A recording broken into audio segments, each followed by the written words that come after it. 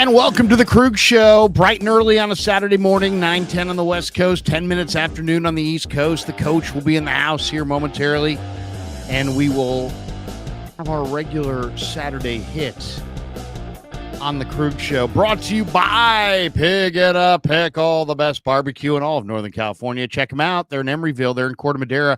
2 locations are open 7 days a week in both spots, from 11 a.m. till 8 p.m. or until they run out, and they do run out. So get there early, get some brisket chili, goes out to Damon and Mary. Tell them that Larry Krueger sent you, and we're also brought to you by Underdog Fantasy. Check the link in the description. Use that promo code KRUEG, K-R-U-E-G, and they will match you up to your first $100. And we cannot forget Sharp Corner Sports Cards and Collectibles, one of our proud sponsors as well. They're at 205 Cypress Avenue in Pacific Grove, California, along the Monterey Peninsula. I call my good friend Anthony Catania, who's a great guy, 831-521-5264, the first Friday of every month throughout the warm months, May through probably October.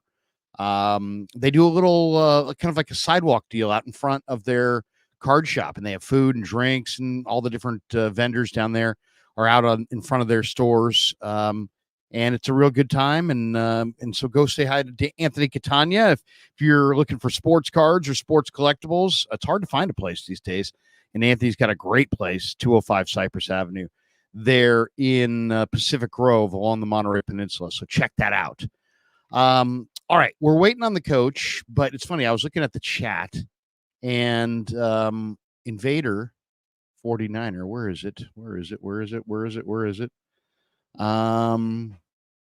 Here we go. 9:05 a.m. He drops this one. Invader 49er is one of our favorites. He says, Larry, why can't you come on while you're waiting for the coach?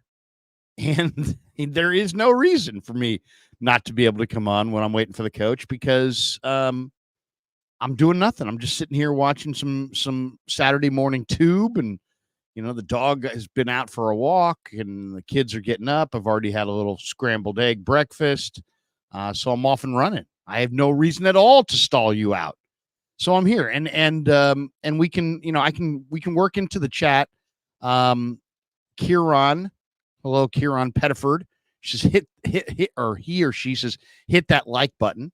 That's right. If you hit like, more people find the algorithm, more people find the stream in the algorithm. If you hit subscribe and then you click that notification bell, every single time we go live, you'll get a little notification. Hey, Krueg's going live. And you can either say, no time for it now, I'll watch it later, or, hey, you know what? Maybe I'll check it out. So, and then, of course, we've got the store, the YouTube store, where you can buy merchandise, T-shirts, and that kind of thing if you want to support the show. Kev even designed some girl Krug Show shirts that are pink. That's a Krug's biggest fans. So you can buy the pink girl shirt if you want, if you so choose. His girlfriend and some of her friends bought it down there at Cal Poly. So there you go. We appreciate them for supporting the Krug Show and supporting Kev and his endeavors, and we would appreciate that from all of you as well. We entitled the stream today, Rumor Brandon Aiyuk will not be showing up for 49er training camp.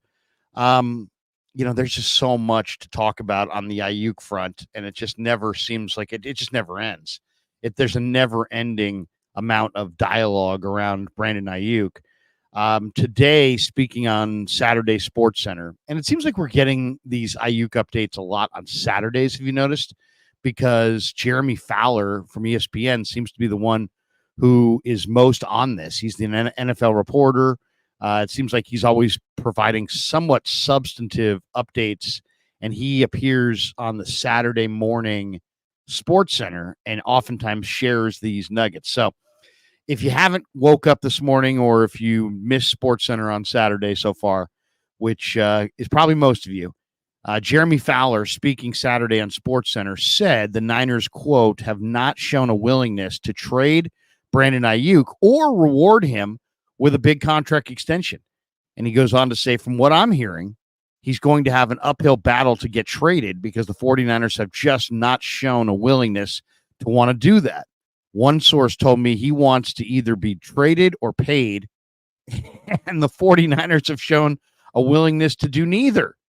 Now they want to pay him. The context is market value. They don't want to get up to that $30 million range that he's already earned. He's a top 10 receiver now. Amon-Ra St. Brown in Detroit got a deal for around $30 million per year.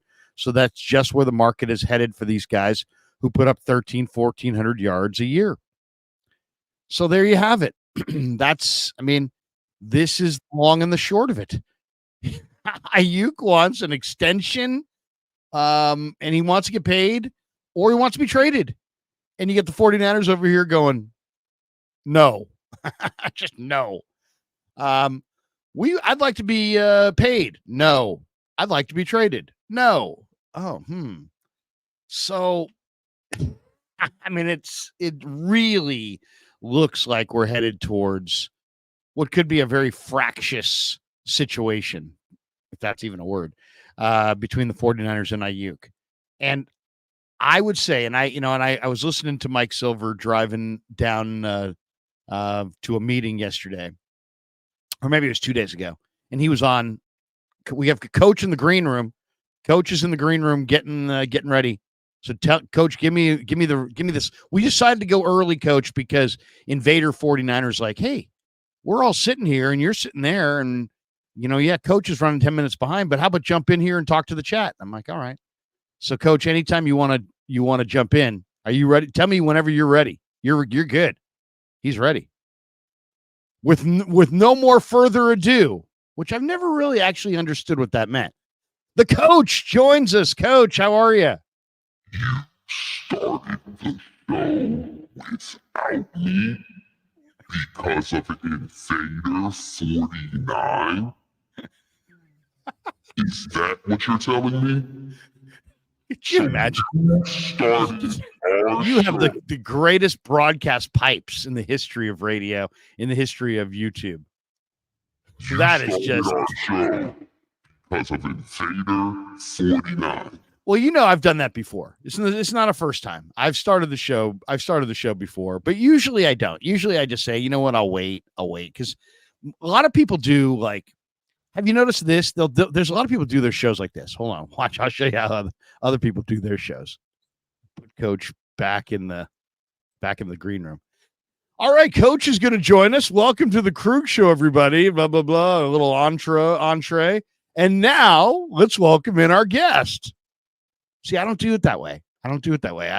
I all of a sudden, you're sitting there and the show starts and we're both sitting here. I don't know. It's just kind of the way I thought. I've always thought to do it. But there's so many. What's that? There's so many shows out there that they're like, hey, can you come on the show? I'm like, yeah, absolutely. And then I'll be talking to the guy like this for a minute, be like, hold on, I'll bring you in just a minute. And then all of a sudden I'm gone. It's like, well, wait a second. And now welcome to the show, our guest. And it's like, wait, I'm here now. I've always preferred the 2-man setup to start. But you know what? Tonight or this morning, I decided to get it rolling for Invader 49er. But Coach, how are you, man? The studio's looking good. The lines are looking good. The black shirt, the jerseys, the curtains, the green, the neon light, it all looks sharp. It's all looking very sharp. Thank you, man. How have you been, Larry? Good, man. It was a really good week. Got a lot done. Got some really exciting things to announce in the next week or two. Great. And a lot of great things for the channel. New sponsorships, new arrangements, a lot of new stuff on the horizon. So a lot of good things. Football season camp starts officially. We'll be down there, I think Thursday. It sounds like we'll be the first practice. Whenever the first practice is, we will be there. And I started the show because there's this rumor going around that Aiyuk's not going to show up for training camp. Right. And it's interesting, Coach. It's like, as I was saying right before you popped into the studio, I was listening to KMBR and Mike Silver, and Mike Silver's covering the Niners for years. So I'm like, oh, Silver's pretty interesting. And he sometimes says some interesting things. So I'm listening, and he starts talking about how, this is the last dance for the Niners and this and that. And I don't really subscribe to that theory. I mean, I don't know how you feel about it, but it's just, to me, they've got 10 young players on offense. They got 10 young players on defense. They got a 24-year-old quarterback. They got a young head coach. They got all kinds of money, and they got a stadium that produces money. I don't see the 40. Like a lot of people to say that this is the last dance. One suggests this team's won titles, and they haven't. So I don't know if I would compare it to the last dance first and foremost.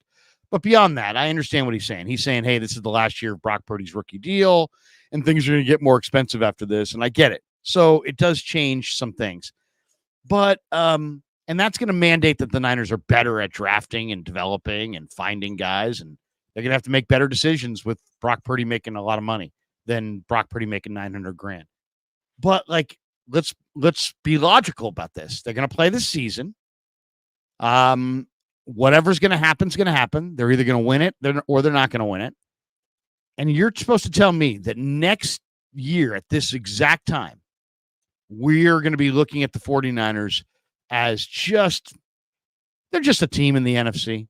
They're not really a title contender. I'm not buying that. I don't buy that. I think it sounds dramatic to say, hey, this is a last dance kind of situation for the Niners. And I understand what they mean by that. You know, Trent's getting older and Purdy's contract's going up.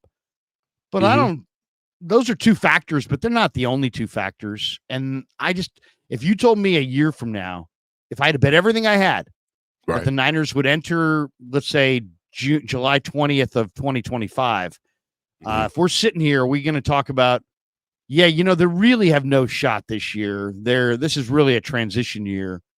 Or do you think they'll be among the Super Bowl contenders? And I think they're going to be among the Super Bowl contenders. I really do.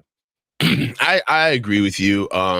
Like you said, it's dramatic. It's performative. It sounds nice to say that we're the last dance because it virtue signals towards, urgency, the end of an era, maybe guys being able to leave the organization. But I don't think we're anywhere near close to that scenario. As a matter of fact, I actually had a guy who's come on my channel, Eric Dane, and he put it perfectly on how he felt about the last dance scenario with the Niners. And he tended to lean with the article sentiments, but I do tend to push back in certain areas. Number one, if we're going to talk about last dance, the Bulls were a team where they actually had the best GM of that era. They were locking in a process, and pretty much they were kind of getting rid of older guys and pushing themselves into like this new core.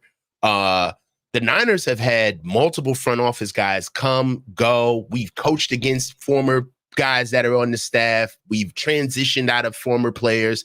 We've moved on. I mean, who is our Michael Jordan, if you would call it the last dance? I mean, at one point it was Debo. Then we picked up Christian McCaffrey. Then we found Brock. And then we've always had Nick Bosa. So, and then just to close off the point, again, with what you brought up earlier is that, we haven't won a championship. So there's nothing there's nothing left to necessarily defend. Right. So I don't understand how we can be looked at as the last dance if we're not the leading partner in the dance, right? Have we had the first dance yet? Right, it's right. It's like, have we danced? We're standing against the GD wall right now, sipping a soda. We're wallflowers, right? We're wallflowers right now. We haven't danced once. Exactly. Patrick Mahomes is that breakdancing guy who falls on his face. It's like we're sitting there. It's like dance. We haven't won a dance battle. How can it be the last dance? Yeah. So we're not even shuffling over here. Exactly. For me, I understand. If you want to look at it for surface level, I can see how you can marry it to what the Niners have going on. Let's kind of do it their way. We got a core of players that are aging. Right. In 2019, we were one of the most burgeoning, young, developed teams that nobody wanted to face. We were the toughest team in the NFL, hands down. And now we're one of the older teams in the NFL. We're top heavy. OK, the development side of our organization seems to be lacking a little bit because we made some blunders in draft picks. Right. And on top of it, all of that is coming to the point of paying our quarterback, which we know traditionally hamstrings the rest of the team because we all have to build around him. So if you want to talk about last dance in the terms of the Niners no longer get to have this trump up their sleeve where they get to pay all of their best players, pay all of the guys that are veterans on their team, go out and actually trade for best players on teams, and then turn right around in the offseason and acquire the top free agent of that offseason while still coming up on draft picks. I mean, that's kind of where I feel like more of the last dance is that we've had a lot of riches and a lot of advantages on our side throughout these past 7 to 8 years with Kyle. A lot of things have gone our way. You don't just get Christian McCaffrey in the middle of the season. You don't lose DeForest Buckner and then be able to just never miss a beat. You don't find Mr. Irrelevant. I don't know what. I'm going to keep going, but you're kind of blank right now. What happened? I'm sitting right. Can you hear me? Yeah, I hear you. It looks like, go to your virtual screen. It looks like your camera's not picking you up. It's just a background of like your hardwood floor background. Hold on. Yeah. This looks like, I mean, for all of my 80s babies, this kind of looks like that good old scrambler when you're trying to watch them naughty channels. Remember that? Remember you got that AB switcher? Remember the AB switcher? Well, yeah, we've had some heat problems, and we've had some. I may have a camera issue today because it did say earlier your camera was something or other. I don't know. I'm not really sure if I left it on or what the deal is. But if I have a secondary camera, it's not as good, but we will go to it if we need to. Okay. As far as the Aiyuk thing, I mean, obviously it's funny. I read a story last night, the biggest stories around the NFL and, and everybody's camp. What's the biggest story in everybody's camp? And of course, I go down to the Niners, the biggest story, Brandon Aiyuk holding out. That's the biggest story in 49er camp. Of course it is. And that is, undoubtedly the biggest story. So why don't we start right there? The Niners are going to report this week, and, Aiyuk's most likely going to hold out. And then the question is, where does it go from there? The 49ers have made it clear. He's made it clear. I want to get paid a ton of money. I want to, whatever that is, he wants more than they're willing to offer. That's all we know definitively. We don't know exactly what he wants. We don't know exactly what they've offered. All we know is that if what he wanted was what they offered, they would have done a deal by now. And obviously he wants more than what they've offered.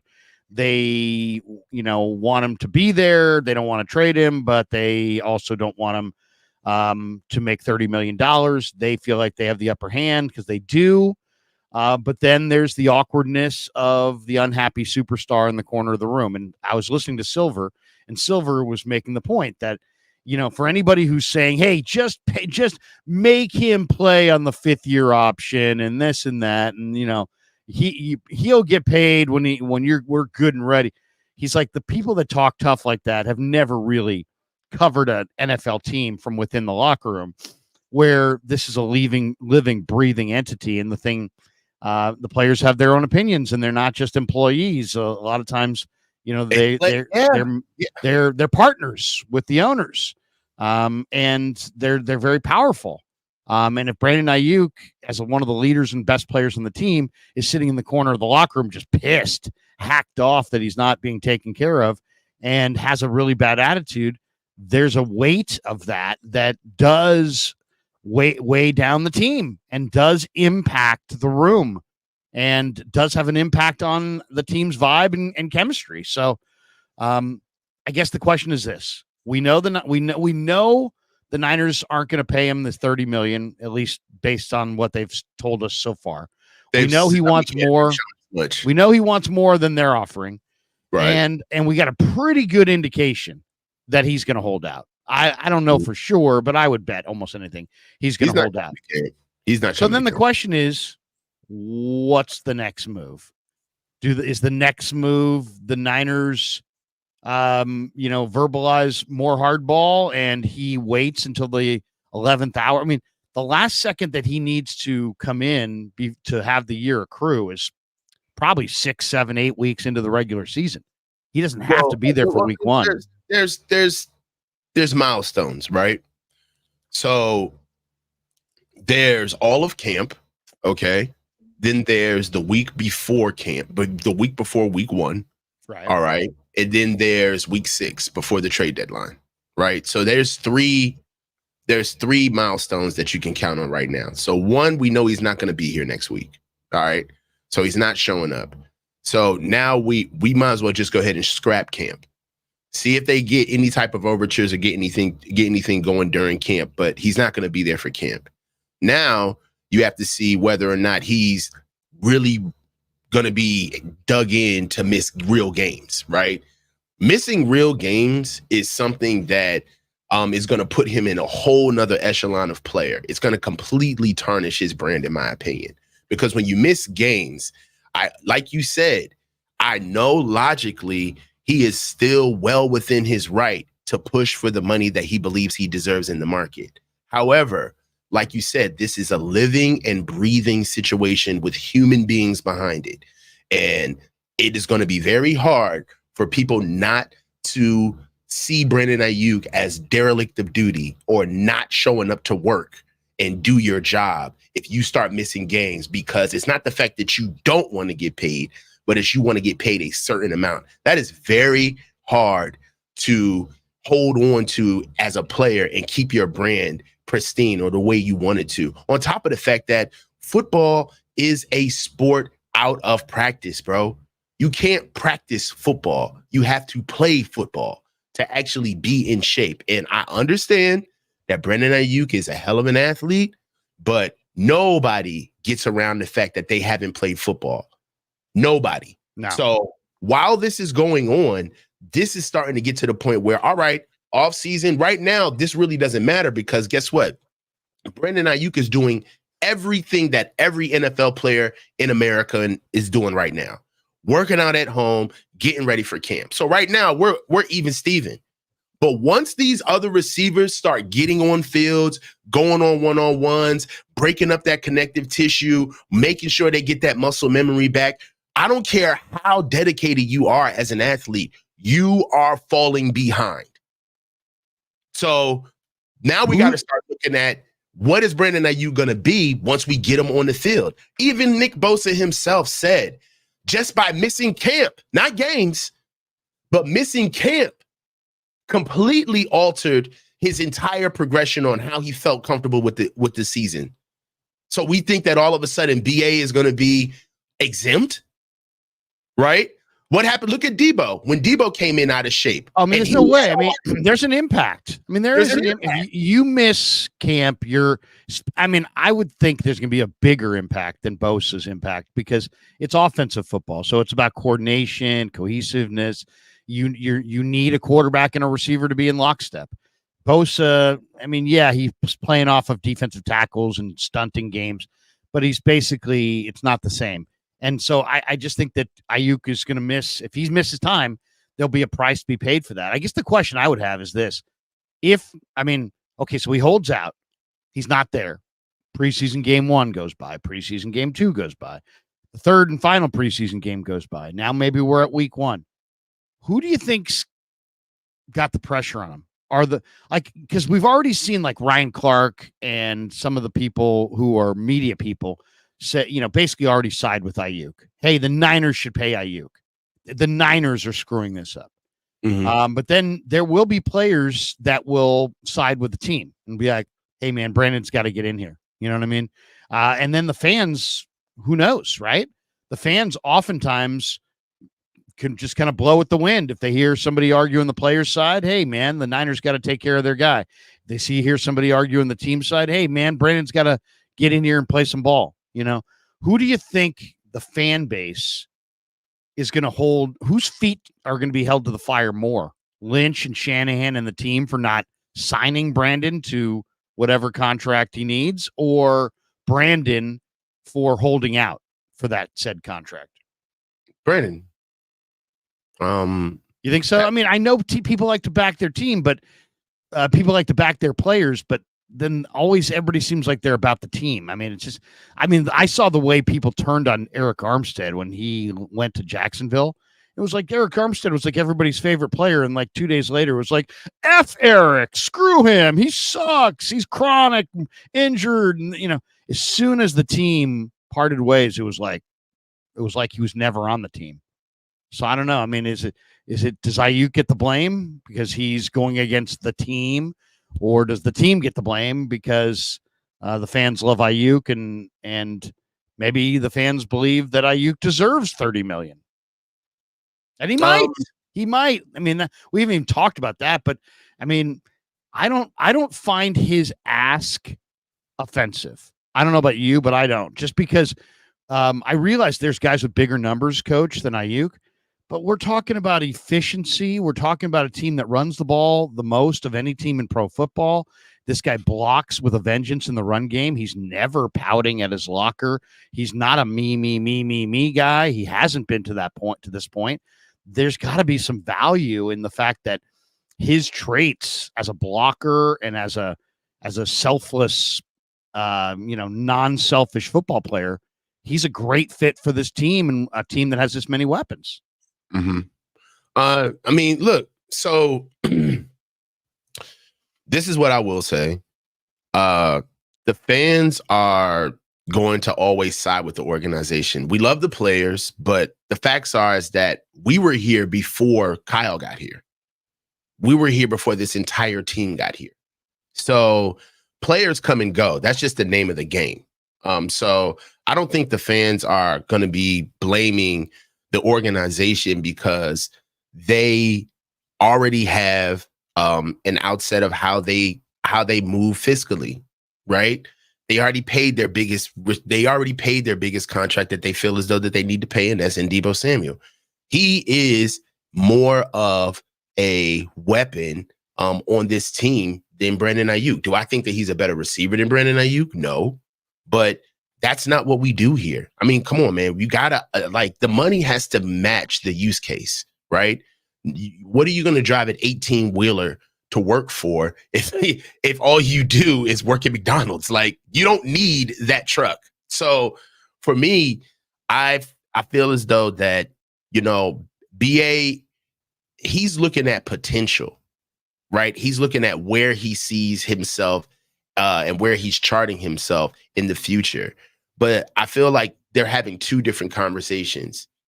BA is saying to the Niners where he sees himself individually as an athlete, and the Niners are telling BA where they see him as a member of their organization. Those are two different things. And I think that he doesn't like the fact that the Niners are telling him, like, yo, you're capped here. There's only but so much you're going to be able to do here for the money that we're willing to pay you. And we're not necessarily willing to put this type of money into your skill set because it doesn't get utilized at that rate. I mean, this is one thing that that nobody wants to bring up, but we are the lowest. We're ranked one of the lowest teams in the NFL in throwing the ball and throwing attempts. Like, so I don't think that people understand, like, putting $30 million a year into the passing game, and you already have a guy in Brandon and Deebo Samuel that you're paying that type of money to. It's kind of like, you can't pay Brandon Aiyuk that money and then we come back and then like bloviate about how bad the offensive line is. Like, you can't do that. It just doesn't make sense, right? And for me, not even talking about the offensive line, but then we got to go pay Brock. And I also feel as though that BA's conversation really is kind of leaning towards him saying, I don't care if you guys get rid of Deebo. I don't care. I think I'm better than him. You know what I'm saying? So yeah. I feel as though that the Niners there's probably not enough room for both. To be honest. So the Niners are going to have to make a real decision on really the real conversation is Brandon Aiyuk versus Deebo Samuel, right? Are we going to keep, which one are we going to keep? Because that's essentially what this is about. The money that Deebo is getting paid right now is about maybe $2 million off of what Brandon wants. So really is Deebo going to get moved or is Brandon going to get moved? And I hate to really. And when? And the question is then when? Right. We can give context to this, but the season isn't a week, bro. I really want to talk about us, football. You know what I mean? This is kind of getting old, man, honestly. Oh, it's totally. The whole thing is kind of not caring anymore. But because the truth is that we're going to roll out the ball on week 1 anyway. The date for us playing the Jets ain't changing. So at some point, we're going to have to put this out of our heads and move forward with what we got. And if BA wants to be here, then be here, strap up, and shut the fuck up. But if you don't, then get away and wait to get moved until we figure out what to do with you. What would you do? What would your, if you're Lynch, I'm making you Lynch, we'll role play. You're John Lynch. How you gonna handle this one? He's playing. You don't want to be here for camp. That's fine. You want to control when the. You say he's playing. What do you mean by that? He will be here week 1, or he will get fined. Okay. So, in other words, your stance as Lynch is he's playing on the 5th-year option, and we're not discussing any more contracts. No, we can discuss if you want to discuss a real negotiation, but if you don't show up for camp, all right, if he holds out, like, come on, bro. If you don't show up for camp, right, then you're letting me know that you're not ready to start the season. All right. So you can be where you can stay wherever you are. Okay, that's fine. Okay. You will get fined. We will go through camp summarily without you. We will put players in your position, and you better be here Monday night, suited and booted, ready to go, to stand your ass on the sideline and look however you look on the sideline, because you ain't playing. You ain't playing. You ain't ready to play. Right. So here's the question then. Here's the question. Last year, they and deal with the cameras. You'll deal with your teammates, and you want to deal with all that. Because you want to be here. So you will either get fined or you will show up. And when we were ready to move you, we will move you. You're Lynch, once again, still. John, what are you going to do? Last year, Bosa held out, and you guys wiped away all those fines. Will you be wiping away all of Brandon's fines this year? And if not, can you explain why you did last year and why you're not doing that this year? Well, I'm doing it last year because just basically off of the bedside manner of Nick Bosa. I mean, you were a good faith broker. No matter what happened within the overtures of the negotiation, whether we gave you deals or sent over offers that you felt were disrespectful or misaligned, and vice versa, all of the back and forth. One thing that we can say was congruent with everything is nobody spoke to the media. All right. So Nick did not go behind their back. They didn't go behind his. Come on, man. So on top of the fact that you were an honest broker in that pursuit, so of course we'll be able to go ahead and waive these fines. But my man, if you want to ask for a trade, and then on top of asking for a trade, not show up for camp, my man, I'm not chasing you. You know where we're at. You got the address, and you know where camp is. If you don't want to be here, you will be fined. Enough. And you'll pay the fine. Enough. Yeah, he's paying the fines. Well, you know what? Coach, that could cause a problem, though. That could cause a problem. I mean, if I'm just a player, I'm George Odom. I'm walking around the Niner locker room, and all of a sudden it comes out, hey man, they're making Brandon pay all these fines. What? They didn't make Bosa pay these fines last year. Why is Aiyuk got to pay those fines this year, but Bosa didn't last year? There's going to be a lot of people that are going to notice that. No, I'm just saying, like, I feel like I'm just over it. You know? Believe me. I mean, every guy in this chat, everybody, we're all over it. You're going to show up and be ready to play football and and this is the thing. The reason why I'm so stringent with this, my approach is so like sterile, is because I'm not going to beg you to get paid $14 million. I'm not going to beg you to take my money.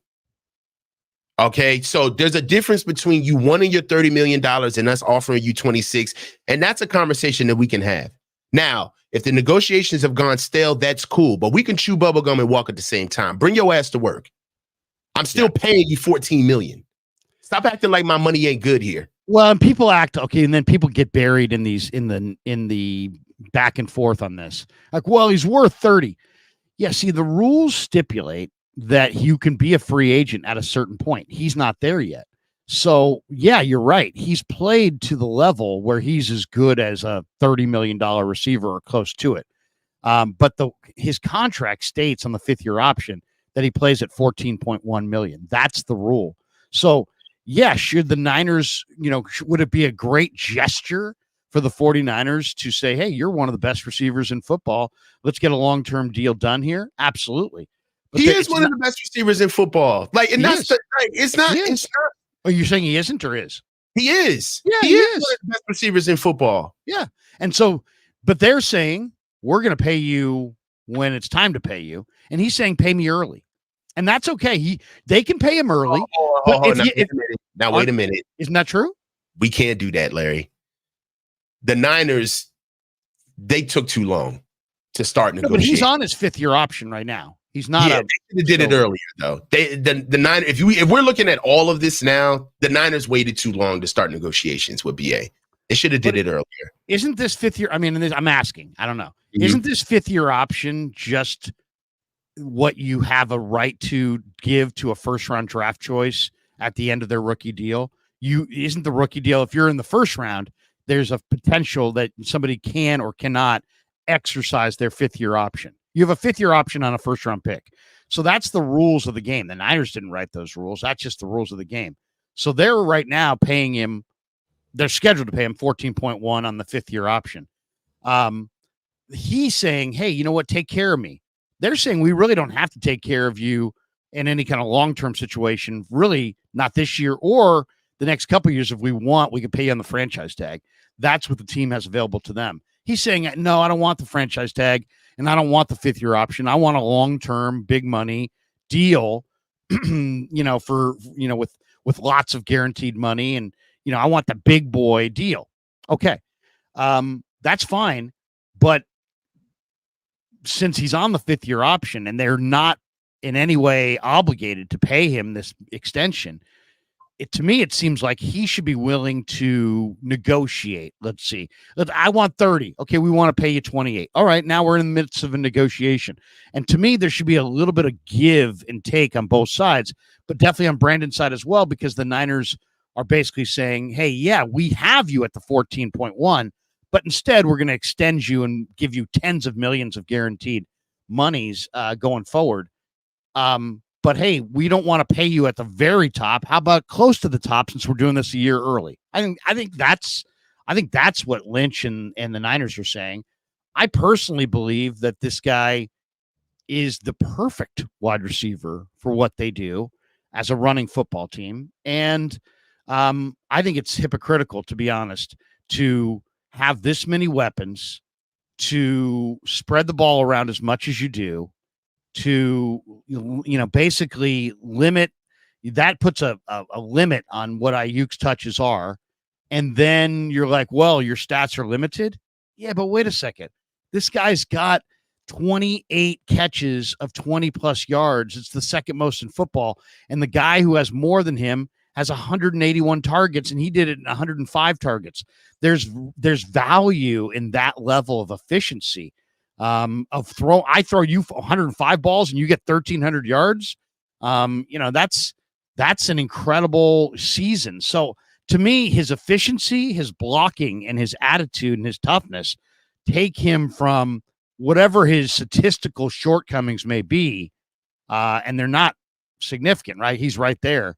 But whatever you want to say that he's not, that the other guys are, I think he makes up for in his blocking, in his selflessness, in his toughness, and in the fact that he's incredibly efficient with a lot less touches, and he doesn't bitch about it. There's got to be some value in that. So I have no problem paying him like a $30 million wide receiver, even if his numbers don't approach that, because I can see the situation. The situation is the Niners run the slowest pace in football, and they run the ball more than any other team. So if you run the ball more than any other team and you play the slowest pace in football, by definition, there's going to be a drag on the other offensive players' statistics, especially the receivers. That's just logical. So I get no problem paying him. I think he's got a stronger argument to be paid than they have an argument to not pay. That's how I see it. Obviously, I'm a team first guy, and I want to see, and I'll support the team even if they move on from Brandon Aiyuk. But if you said, is there a right side and a wrong side in this? I think Aiyuk's on the right side. I really do. I think he's put up the numbers. And I understand why he wants the big bag, and I understand why he thinks he's more valuable than even his stats indicate. And I think they're playing extraordinary hardball because of the situation that they're in with Purdy and his contract. I don't think this is a right and a wrong situation, because there's elements on both sides that you can't take away from either side. You can't tell Brandon Aiyuk that his market value is not higher than $26 million a year, right? But you can't also tell the 49ers that they are not inclined to offer Brandon Aiyuk exactly what they think he's worth to their organization, juxtaposed to the pre-existing contracts and the players that they have to pay in the future. Like, you can't tell the Niners how to handle their business. And the same thing with BA, right? One can't tell the other how they feel about themselves, right? So that's why you negotiate, okay? Because somebody has to move, all right? And for me, that's the element of this that none of us will know. Where the truth of the matter is that if you wanted to get into right and wrong, I guess that conversation would lie on who is willing to be more malleable, who's giving the most concessions, who is coming to the table to say, all right, well, if you don't want it this way, let's try it another way. Or, okay, well, if you don't want to get it in annual average, let's try to get it in guaranteed money. So we don't know the particulars of that. We don't know who's been a true honest broker. We don't know who's been stonewalling, who's been dug in and who hasn't. That's where I feel as though the right or wrong element of this conversation would lie. But for me, I tend to just go with the organization because they've got proof of concept. I mean, we can look at Brandon Aiyuk's numbers, but we have to look at those numbers with context. And I don't want to say specifically because I don't know what those numbers are, but I would be interested to see how many double teams or bracket coverage Brandon Aiyuk has to see playing on the offense that he does. I would really like to see Brandon himself said, oh, I want to be a true X receiver. The fact that he even admits the fact that he wants to be a true X receiver lets me know that you've been operating from a position where you know you're not a true X. You know you get schemed open. You know you play with other players that are in the top 1 to 5 of their group across the league. And there's context with that. There's something to be said about that, honestly. And one of the things that BA, I feel like, is that we can talk about the qualitative and the quantitative analysis of this, right? The quantity of this is the numbers, right? If you want to look at exactly where BA stands with the rest of the receivers in the NFL, then of course he belongs in top 5 conversations, right? Of course he belongs in those conversations with the big names. But BA is not utilized in that. Let's talk about quality, all right? BA is not asked to line up at the X, face the best corner of the team every week, week in and week out, get bracketed with safeties over top, and you and the quarterback are the offense. Because those are the type of players that are in those top 1 to 3 positions where BA wants to get paid. That's the context of this. That's the conversation that I feel like BA does not want to have. He doesn't want to have a real conversation where it's by the numbers. Yes, you can shirk into that situation and say, yeah, I'm with the rest of these guys. Look at what I did. Look at their numbers. Look at my numbers. But it's like, yeah, you're doing this, but none of those guys play with Christian McCaffrey, Deebo Samuel, and George Kittle. None of those teams have a defense that gets them the ball back as fast as you guys do. None of those teams slow the game down. Literally, by the numbers, we are the slowest moving team. None of those teams slow teams down so much that you don't have to run 50 to 60 routes a game. All right. Because that's what those guys are doing when they're living on high off the hog. That's what your Jamar Chases and your Justin Jeffersons have to do. All right. Where everybody in the building knows they're getting the ball on 3rd down. When the game is on the line, everybody in the building knows they're getting the ball. Justin Jefferson didn't get that $33 million or all of that guaranteed money because he was just a great receiver. He's a leader. He's the leader of the team. They don't have a quarterback. They got an entire organization and fan base that is galvanized upon, yo, we got to figure out what we're going to do at quarterback, but at least we have Justin Jefferson. That's why you get paid that type of money. All right? Brandon Aiyuk needs to understand that for you to get paid $30 million a year, that means that you got to be the reason why we win every week on offense. It's you. It's a weird, you know football, so you know exactly what I'm talking about here. It's like there's pros and cons to being on any team, right?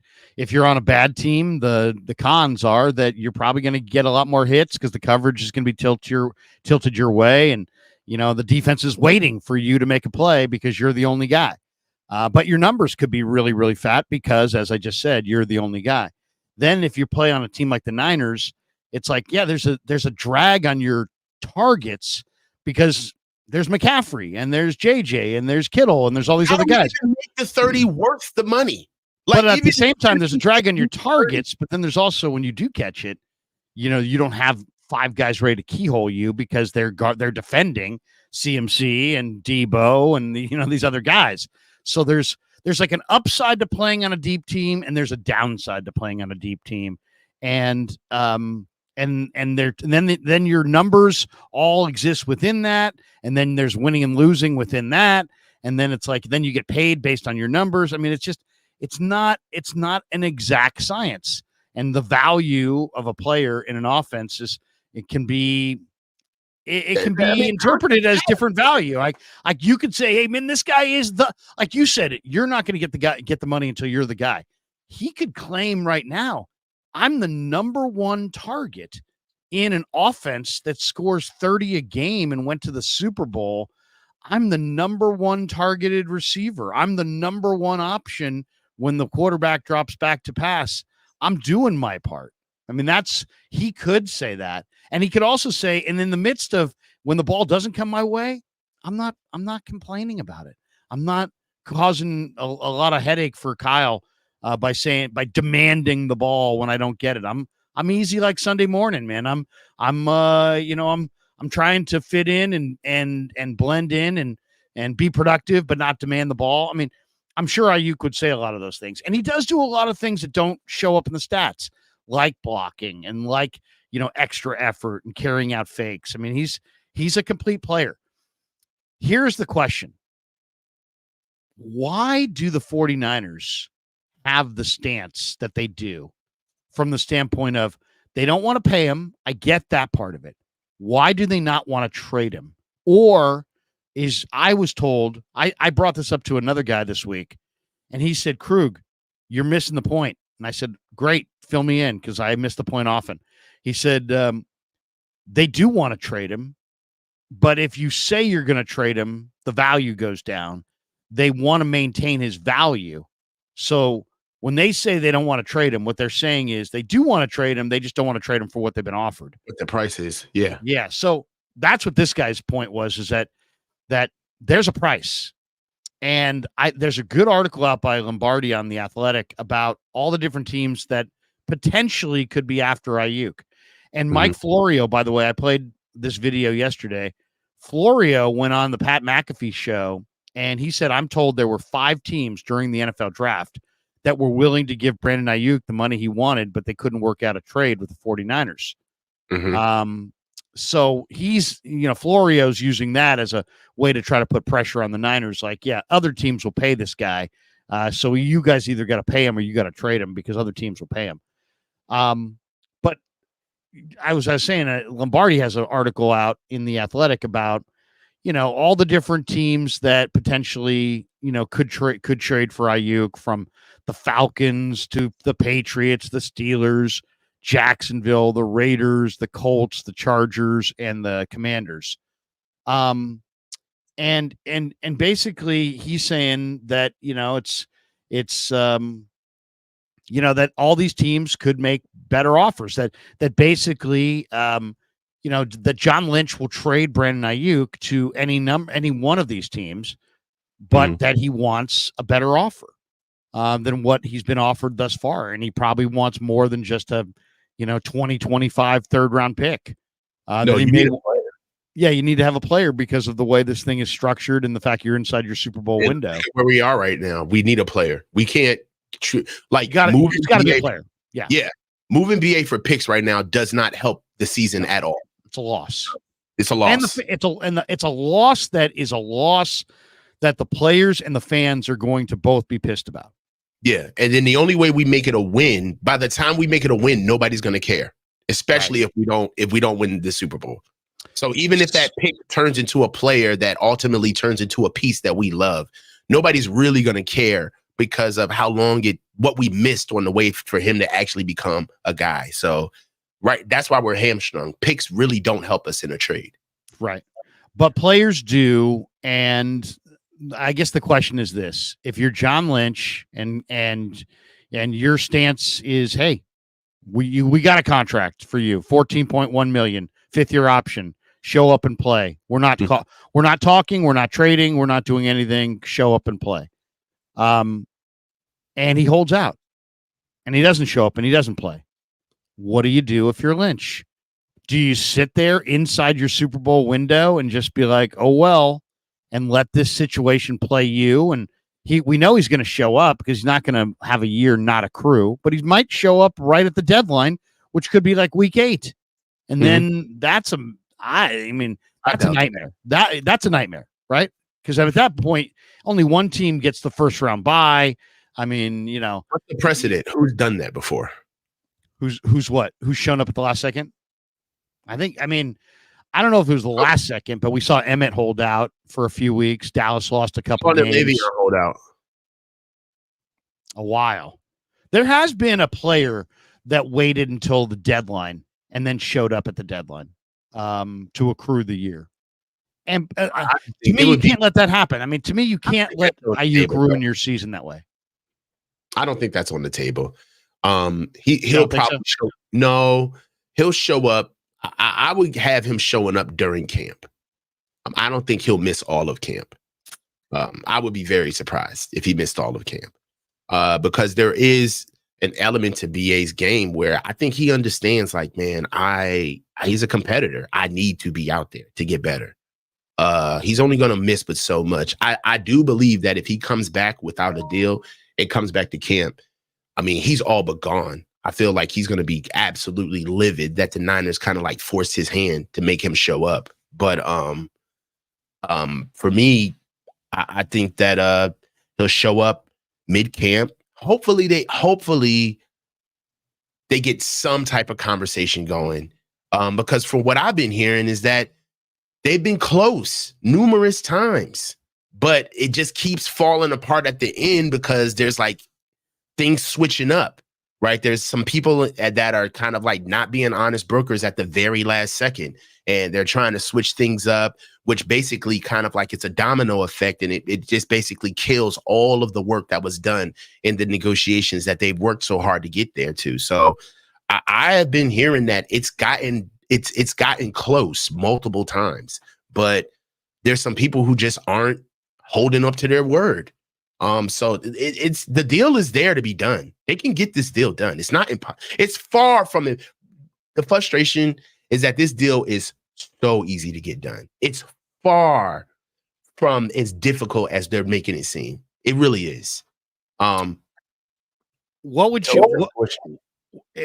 be your, if a deal can't get done, what do you do? And when do you make that determination? Well, because I don't want to wait. I don't want to wait until week 8. And I definitely don't want to wait until November. Well, honestly, what I would have done if I would have advised BA to just show up to camp, be there, because football is football. Anybody can get hurt. Ricky Pearsall isn't even going to open up camp. It's like, right, you don't know what could happen, where the leverage may shift, and if you are in the right place at the right time, that deal can get done. So I am so against all of the stuff that has been done on BA's side from just a media optics standpoint, asking for a trade. Why are you doing that? Like, that doesn't do anything. Not showing up to camp. Like, if he does, because we don't know if it's for sure, but if he doesn't show up to camp, it's like, dude, it's like you are trying to posture towards so many things that cannot change or be in your control. It's just like, bro, be cool, man. Show up to camp. Be a professional. Everybody who has anything to do with football knows that you're in contract negotiations with the Niners. They know how you want to get paid. They know where the Niners stand. Why don't you just show up to work and let everybody talk about it? Why do you have to be the linchpin, the lightning rod behind this by not showing up? Just be professional. Because, like I said, I'm not trying to hurt. I'm not trying to say anybody's going to get hurt, but anything can happen. And I'd much rather for him to be at work, doing his job when those things happen, so he can pick up right where he left off with negotiations. And he might have some newfound leverage. But none of that happens if you're just sitting at home. I don't even know if that, I'm not sure. I mean, does he get leverage by not showing up? A lot of this in a team sport situation, a lot of it's dependent on what the other guys look like. I mean, if all of a sudden we go to camp in a week and Jacob Cowing and Ricky Pearsall look like freaking, Lynn Swan and John Stallworth, or, all of a sudden these guys are just dominating.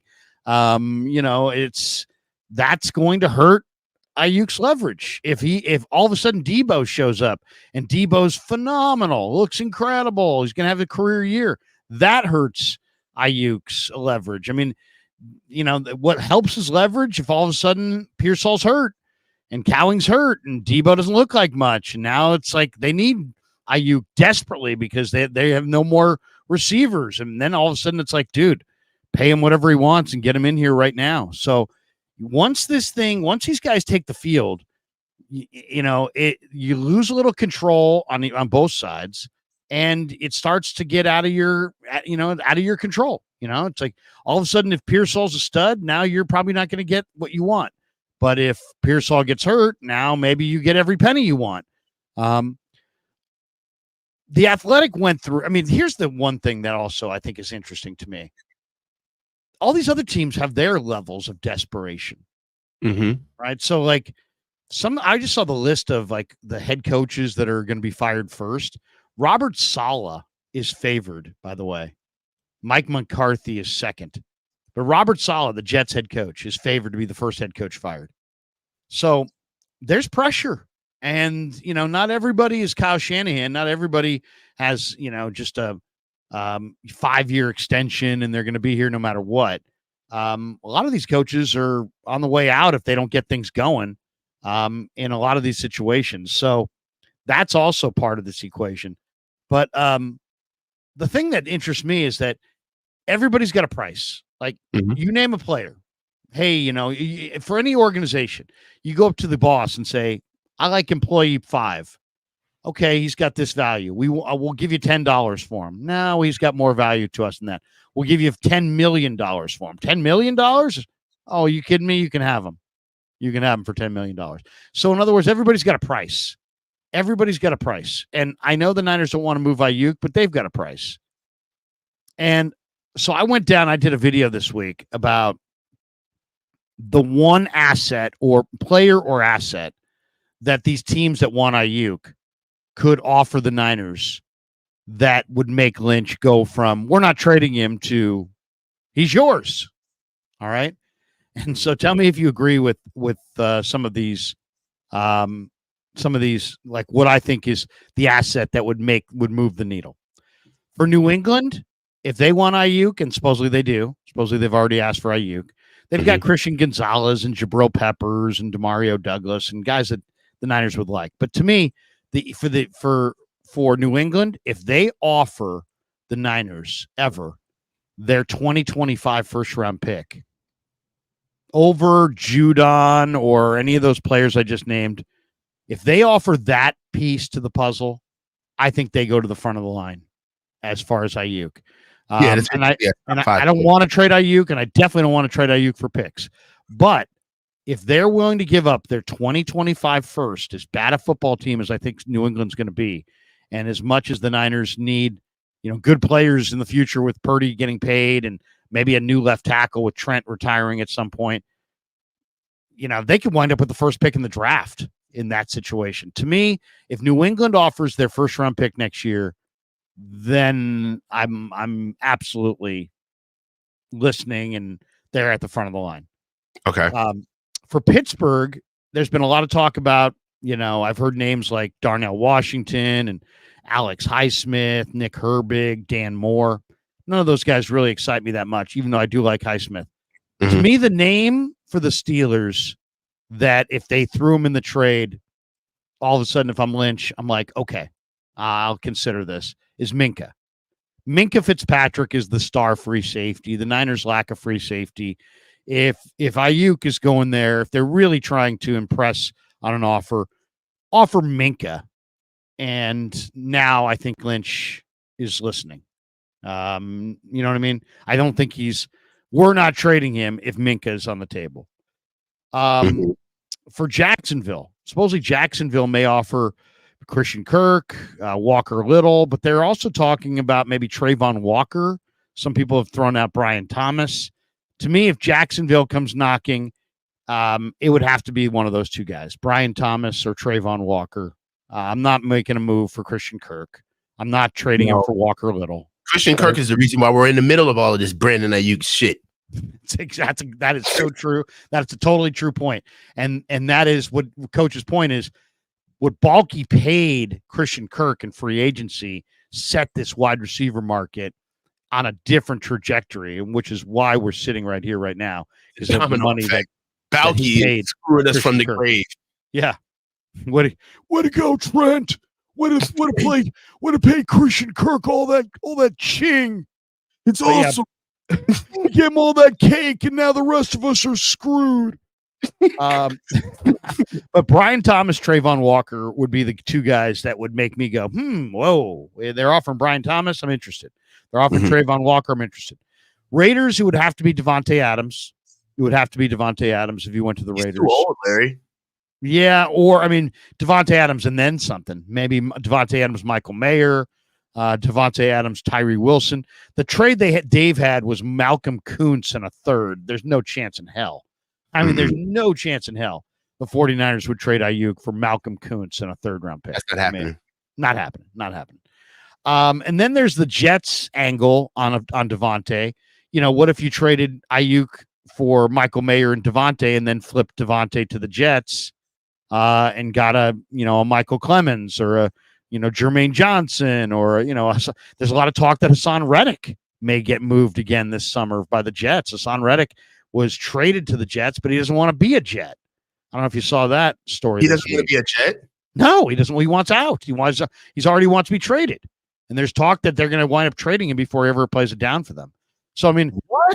would you take Michael Mayer and Devontae Adams for Aiyuk and then flip Aiyuk for Hassan Reddick and a pick? Now you'd have Michael Mayer, Hassan Reddick, and a pick. It's not the worst. It's not the worst. Indy, to me, I don't want Hassan Reddick though. Hassan Reddick, man. I don't either. I don't either. He's too light. He's not right for our scheme. Our scheme has 270-pound guys. Crazy. You think he's crazy? Yeah, man. I don't know, man. He's always in the middle of some shit, bro. Just keeping it real. I'm always a little skeptical of anybody in sports who's been on a lot of teams. Right. He's already been on 4 teams? Arizona, Philly, the Niners would be another team. I think there's another team in there. But I think there's 4 teams in there, and he's not very old, so it makes you wonder. Indianapolis, they say, has interest in Aiyuk. It was funny because McAfee, who's a big former Colt, was rude. Oh, I'd love to see Aiyuk with the Colts. And the Colts don't supposedly have a lot to trade. But to me, the one guy that they might trade that I would have to have in the deal if it's Aiyuk going there is Kenny Moore. I got to get their star nickel back. He's a tremendous nickel. So that would be the guy there. For the Chargers, I think I got to get either Joey Bosa or Khalil Mack. I don't want Joey. Lad McConkey, Brendan Rice, no. But if I could get Joey Bosa or Khalil Mack, I would do it. I would consider it. Joey, you're right. Joey's a little older and he's got injuries. He costs a lot. Khalil's coming off a really good year. He also costs a lot, but man, he's a beast. See, this is the only problem with BA that I feel like we're missing here is that with Brandon, it's not the fact that we need a requisite player that can help us right away, but we need somebody that is in the same phase of their career that Brandon is in too. Brandon is only 25 years old, man. So for us to get somebody that can help us right now, but he's 28 pushing 30, that hurts us as well too. You know, so I want to be able to get somebody that actually kind of at least fits. That's one other thing why I want this deal to get done, because Brandon Aiyuk is our youngest ascending player, right? Sans Brock, but as far as the young core, I mean, the core is concerned, he's the youngest member of that core. So us losing Brandon makes us older too as a team. This really hurts us in the future. You know, I mean, there's just so many different ways you could play your cards here. I mean, that's the thing. But I mean, the other team is Washington, and you know they had McLaurin. Dave's trade was McLaurin for Aiyuk and a third. To me, Ayuk's younger and better. So there's no way I'm throwing Aiyuk and a third for Terry McLaurin. Yeah, but McLaurin or Jonathan Allen are the kinds of guys that would move the needle for me. That would make me say, okay, you know, like if you could get Jonathan Allen, I'll trade Aiyuk to Washington. If I can get McLaurin, I would consider trading Aiyuk to Washington. But I mean Jonathan Allen is instant. It's instant run defense. I mean, with Jonathan Allen, all of our run defense issues on the inside will be over. And Terry McLaurin, I will be honest, man. Terry McLaurin he would be good for Brock. He's played with a lot of different quarterbacks. He has, man. And he's made a lot of average quarterbacks look very good. For him to be able to get somebody that's accurate, that would actually kind of shave some years back onto his career, put some years back on his career playing with the team like the Niners. Terry McLaurin over with our team, even though he's older, I wouldn't be mad at that deal either. But that's what would the Commander fans say about that there? I mean, what would be the reaction locally? Because you're out there. What would because I mean, Scary Terry is like their guy. Yeah. What kind of reaction would there be? Personality. So he's kind of like Tim Duncan in a sense. Like he doesn't have a lot of personality. He doesn't do a lot to really be known. So them getting BA I could tell BA would fit in here like a glove, man. Like him getting BA, he would be gregarious. They would love his swag here. Like Terry doesn't do all of that stuff. He's a very straightforward player. Like imagine if what's the kid that played for the Patriots, was a receiver for them, ended up becoming like a special teams like Maven Matthew Slater. Imagine if Matthew Slater had high end attributes. That's who Terry McLaurin is. Yeah, he's a really good player. I mean, he's a really good player. He's a gamer, coach's dream, but he's not a self-promoter. He would benefit though from playing with Brock. Because he's got ball skills. Because he doesn't have just a matter of he's never played with a quarterback who can put it on his hands like this. Mm-hmm. And he doesn't need to be like a guy. He would come here and fit in. Oh yeah, they would love him here. Instantly. He would fit in.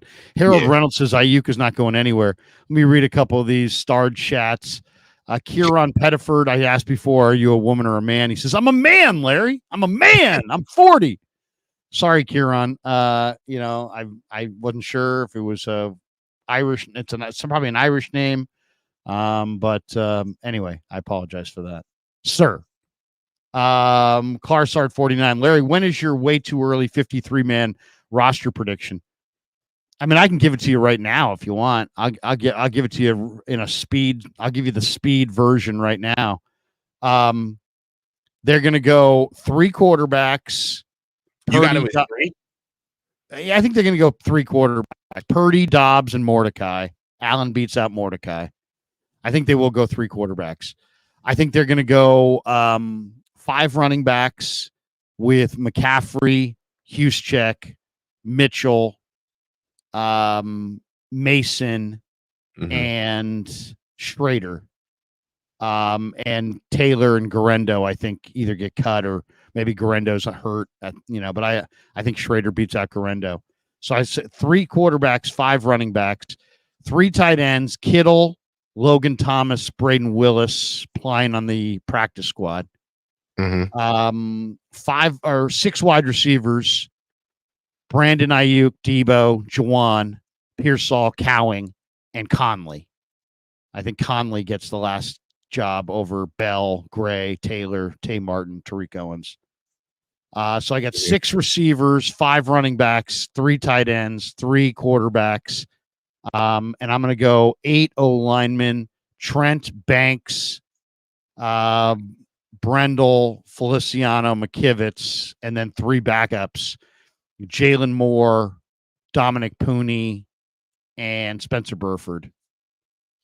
How many O-linemen make it on your there's a chance there'll be an upset there. There's a chance there'll be an upset there. Like, I really love Drake Nugent. And I mean, I've been watching Drake Nugent at practice. This guy is a good football player. I mean, there's just no question. He the strength, the smarts, there's just a lot to like there. I mean, Drake Nugent, I think, is good. So I think Nugent is going to wind up making the team somehow. But you think he's going to make? Might be a practice squad guy to start off. Okay. I don't think there's going to be a huge hue and cry at the cut down for Drake Nugent. I think they'll be able to sneak him through waivers. But that's why I'm looking. So there's some good.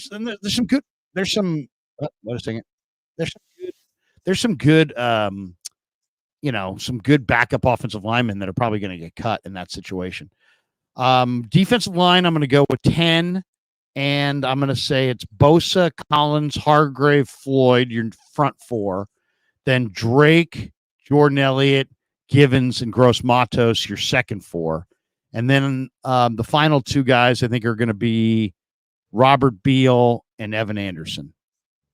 So that would be my front. Linebacker wise, I think they go 6: Greenlaw, Warner, Campbell, but Greenlaw will be hurt. So it'll be Warner, Campbell, Winters, and then I think Graham, Flanagan, Fowles, and I'm not sure who the last guy is going to be. It'll either be Ezekiel Turner, Curtis Robinson, Tatum Bethune. But I think they go 6. I think they'll go 10 DBs, 4 safeties, 6 corners. The 4 safeties will be Afonga, Jair Brown, Malik Mustafa, George Odom. Yep. That's what I have. And the 6 corners will be Mooney, Yadam, Lenore. And then I think Womack, Renardo, and Luter. And I think Embry, Yrak Yassin, Chase Lucas. I think those guys. So Womack, Renardo, Luter, Lenore, Yadam, and Mooney. Yeah, so I think Embry somehow gets cut, and I think the specialists are the same. Wishnowski's your punter, Moody's your kicker, Tabor Pepper's your long snapper. There you go. There's your 53. I thought, if I'm off by 1, forgive me, but I think my corner. Yeah, I got Rocky Sin making the corners out of the 6. Yeah, I mean he definitely would if it was lifetime achievement. The only reason I'm skeptical is that Mayoko told me that he's got a pretty serious knee problem. I don't know. Okay. How many receivers did you have? I have 6 receivers. 6, yeah. Conley being number 6. Conley, so you got Ronnie Bell not making it? Yeah. I mean, that's another one. I mean, like Ronnie Bell, I think is really good. So that's what I'm saying. There might be a couple trades here this summer because guys like Ronnie Bell are probably too good to just cut. Right. I think. How many offensive linemen? I have 8. I went with 8. I went with the 5 starters. The only thing is on this one is I think there's a chance that Brendel and Feliciano get challenged for their starting jobs by Pooney, by Barch, by Nugent. You know what I mean? I think there's a chance by Burford.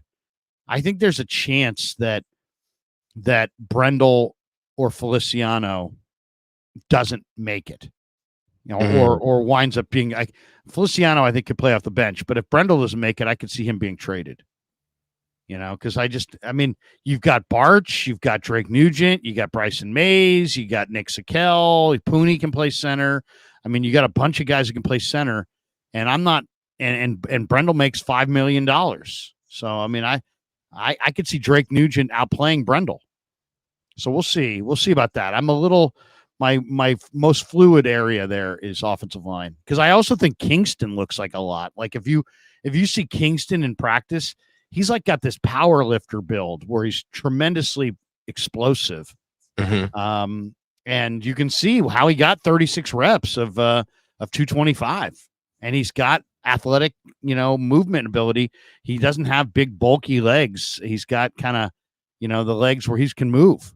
So Kingston, Nugent, Dominic Pooney, I'm really eager to see those three offensive linemen. Yeah, Pooney making it. The only thing about it is that we don't have tackles, Larry. All of those guys who you're talking about are interior guys, and the three tackles are just Colton and Trent and Jalen Moore. That's it. Right. And then you're going to keep Spencer Burford. So you're trying to tell me that Spencer Burford may lose his job?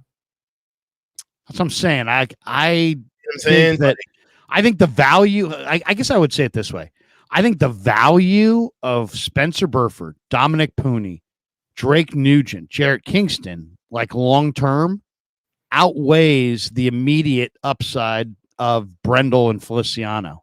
So, like, to me, when it gets down to the cut down, yeah, Brendel and Feliciano might be your best, your most efficient starting center and right guard. But when you look at the future of Pooney and Nugent and, some of these younger guys, Kingston, I don't know that you can put those young guys through waivers in a league where offensive linemen every team's looking for offensive line upgrades. Mm-hmm. If Nugent or Kingston or Pooney or any of the Niner backup offensive linemen show anything at all in the preseason, they won't clear waivers. Right. So you're going to lose these guys. And what's the purpose of adding them if you're going to lose them? So I think Nugent and Pooney and Kingston are all NFL type players. I think they're definitely going to make the NFL. When I say all NFL, I don't mean they're all pros. I just mean they're all NFL. They're not guys who are going to be cut. They're good enough to play in the league. So yeah. So Brendel, I think, is going to be an interesting guy to watch, and injuries will be an interesting thing to watch on that offensive line.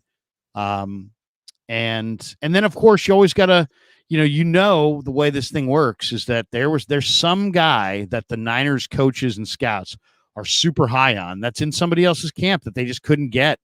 And if that guy gets cut in that camp, he'll probably get a job in this camp. Doesn't happen a lot, but it does happen. So you're not just competing against the guys in camp. You're competing against every guy who gets cut in the league. Couple more starred chats here. We got this one from David Lee. He says 49ers are doing this to themselves over and over again. You haggle with Debo, Bosa. They all have down years after signing big deals. Now with Aiyuk, he's holding out. Don't expect a good year from him. Yeah. I agree. I hate it. I hate this game plan of, we're gonna save every possible nickel on the cap, but you know what? Our flow, our chemistry, all be damned. Everything else be damned. It's like we're gonna, the dollar figure means everything. Well, you know what? Bosa went from 18.5 sacks to 10.5, and Debo went from a great year to not a great year. So, at some point you got to have your players not only in the right dollar figure, but in the right frame of mind. And if they're so worried about their money, and they're spending the entire offseason grinding for nickels, that makes the job much more difficult. Dale says, I think a lot of fans are tired of this shit. You sign for 5 years, play for 5 years. You entitled baby. At the same time, I'm tired of people thinking they get to decide what people are worth. Shorter. I'm tired. Dale, he's just tired. Tired. Oh man, reminds me of Bill Urbanek used to say all the time. Larry, let me tell you, I'm sick and tired of being sick and tired. Mm-hmm. Miguel, Trade him already. They can't sustain this payroll anyway. Digital Drew, who we both know, says Aiyuk is in a terrible situation. No leverage, replacements hanging in the wings. If I was advising him, I'd urge him to show up and play. An injury or two could swing leverage massively. I just said that. If he would, anything could happen. Just show up. Show up. I mean, that's 90% of the job is just show up. T2 says if the Niners don't have Aiyuk, only way they get back to the Super Bowl is a trade for Davante Adams. I really don't want to see. I mean, I would really not be happy with an Aiyuk Davante Adams flip-flop. You're giving away 5 years of an NFL prime. How long do you think an NFL prime is? Maybe 7 years? And you 8 think years? Davante Adams is just going to be a good soldier and be a part of this offense? We don't play Davante Adams type football. Right? I'm sure he would be good, but he's also one guy's 26 and the other guy's 32. Yeah. Right? Isn't that? I mean, doesn't that make a big difference, Coach? I mean, 26 to 31 or 32. I mean, that's a lot of that's a lot of prime years to give away. I guess if it was going to be Aiyuk for Davante, it would have to be Aiyuk for Davante and something. It can't just be straight up. No way. Can't be straight up. Lee says if you are a run first team, you don't need two $25 to $30 million receivers. I mean, that's simply put. I mean, isn't that kind of the problem in a nutshell right there? But that is the problem, because I think Brandon understands that. I think the Niners understand that. I think Debo understands that. And I think the real conversation is Brandon is saying, I don't care. Get it done, because I'm better than him anyway. And if you have to move him because you're paying me, then so be it. So the Niners are trying to get it done in like a nice way of saying, hey, man, BA's paid. I mean, Debo's paid. We can get you paid. We can kind of keep this thing together. And BA is forcing the issue. He's saying, no. I don't want to be friends. I don't want to coexist. Like, kind of reminds me of that college class that maybe one of us had, or maybe we both had at some point, where they grade on a curve. Have you ever had a class that was graded on a curve? Yeah. So basically, you're competing against the other students in the class. So like if when it's graded on a curve and everybody gets a 99 and you get a 97, you flunked because it's graded on the curve. Greeny is nuts. Right? You're graded on the curve. So in some ways, the NFL locker room is kind of like that. It's kind of like being graded on a curve. It's like, if he's really good, then I'm not really good. If I'm really, really good, then he's not really good. It's like they're at the end of the year, they're only going to pay one of us. In some ways, Coach, if the Niners were just totally about themselves, and it's not in their best interest to pay Aiyuk right now. It's in their best interest to pay Aiyuk next year. Why? Because you don't know what Debo's going to be right now. You don't know what Aiyuk's going to be. You don't know what Cowing's going to be. You don't know what Pearsall's going to be. If Pearsall and Cowing are studs and Debo's better than Aiyuk this year, maybe you don't want to pay Aiyuk. Or if Aiyuk's awesome this year and those guys are all donkeys, then maybe you want to pay Aiyuk every penny and then some. But I mean, to me, it's like the Niners would be better off in some ways waiting to see what this year provides. Because like, we don't know what Cowing is and we don't know what Pearsall is. And by the way, Pearsall is on the NFI list. He wore the blue jersey the entire offseason. He has not taken any hits at all. And I'm really wondering if he can take hits. So that to me is more than just like, oh yeah, by the way, he's on the blue jersey. It's like, you know what? Durability is my main question with Ricky Pearsall. And now he's in the blue jersey the entire offseason. So we really don't have any answers about how tough he is or how durable he is. Yeah, we don't know. The jury's still out on Ricky. I mean, we got to see exactly what he's going to do when he can come in here and have a role. I'll tell you this right now. it doesn't bode well for how we already felt about him. Let me say how some felt about him being a little bit of a reach.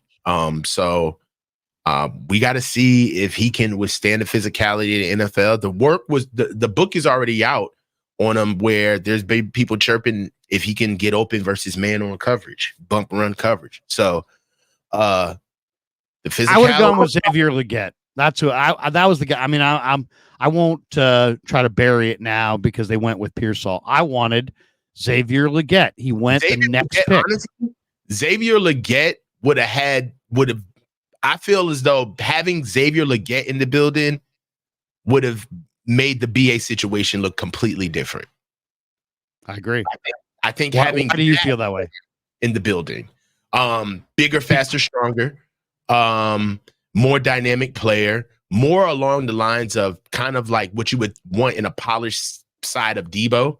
In some ways, I kind of think Legette's a combo of Debo and Aiyuk. You know, it's like he's a little bit of a Debo, but he's a little bit of an Aiyuk.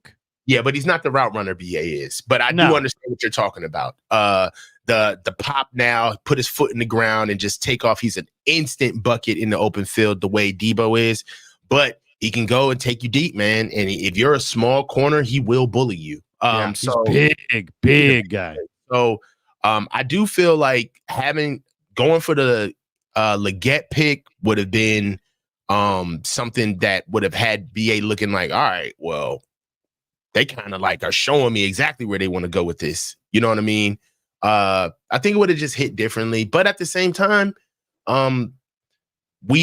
Kyle shops for a recipe. He doesn't shop for his diet. And some of the followers in the chat probably have heard me bring this up, but there's a difference between going to the grocery store and looking for a recipe and shopping for your diet. And I feel like Kyle shops for recipes. He feels like he has a piece. Now we just got to see if it actually works. Somebody said that Kyle compared Pearsall to himself. Well, then he sucks. I don't know if I like that. I don't know if I like that at all.